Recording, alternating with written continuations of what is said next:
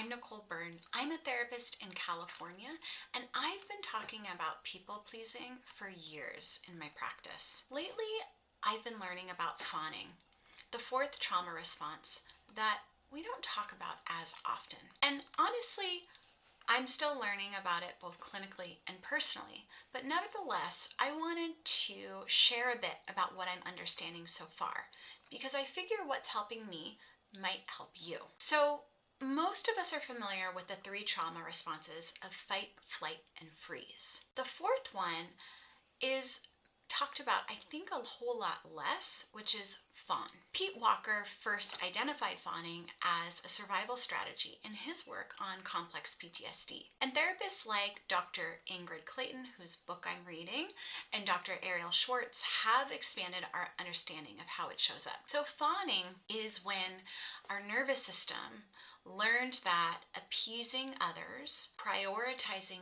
their needs over our own, and keeping things peaceful was a way to stay safe. And this is not a choice. It felt like an automatic response. It came from that reptilian part of our brain that we use for survival. So we know that fawning is a trauma response. And by trauma, I don't necessarily mean one big single event. It can mean repeated incidents or repeated experiences where your nervous system learns something about how to stay safe. In EMDR, we talk about how the brain stores experiences. When you go through something where you experience danger, where your anger got you hurt, where speaking up meant abandonment. Your brain doesn't just store those memories, but it also creates these beliefs about yourself, core beliefs. Something like, I'm not safe if I disagree, I'm only lovable if I'm easy, I'm responsible for keeping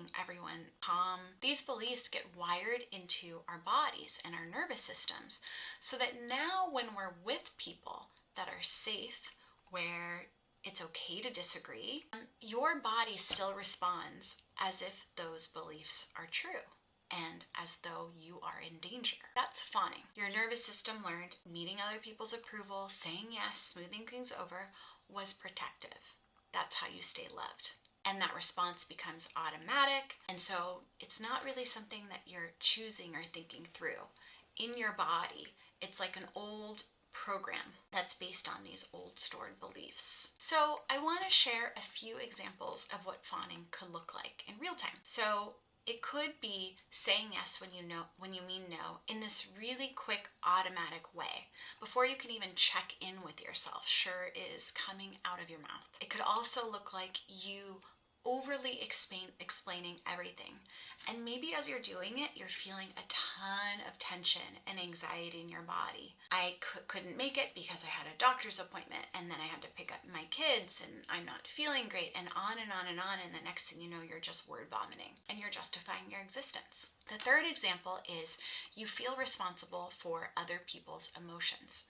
Sometimes this can even be called being an empath, because it feels like you just absorb people's emotions to the point where you feel the need to make it better, to manage how they're doing, troubleshoot things, anticipate needs. So the fourth is you can't access what you want, or it feels like you just don't really know yourself too well. So if someone says, "What do you want?" it can feel like a trick question. You genuinely don't know because you've spent so long scanning for what everyone else wants. A next one is you apologize for things that aren't your fault.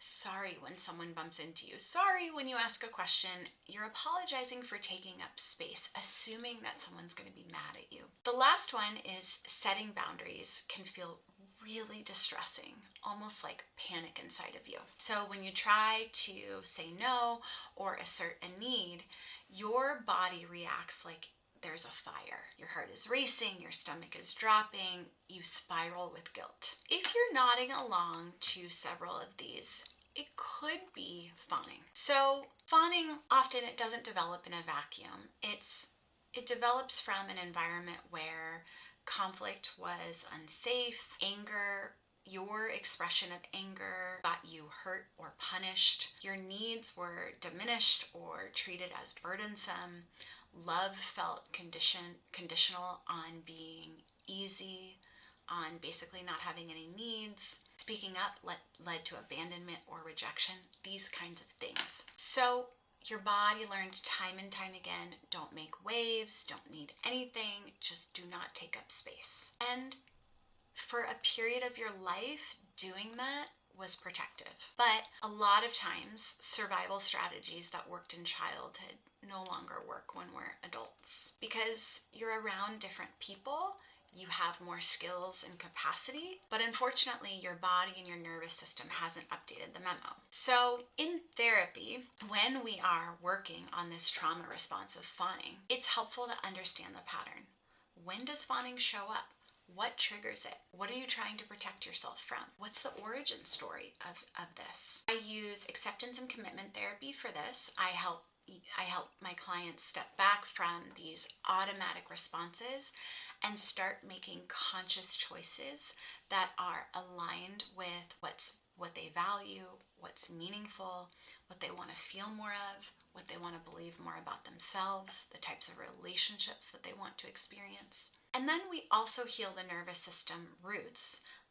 So I use EMDR and flash technique. These are trauma-informed practices to help you process those old beliefs so that boundaries don't feel like they're life-threatening anymore. So we build new responses and figure out new ways to respond. So I'm still learning about this.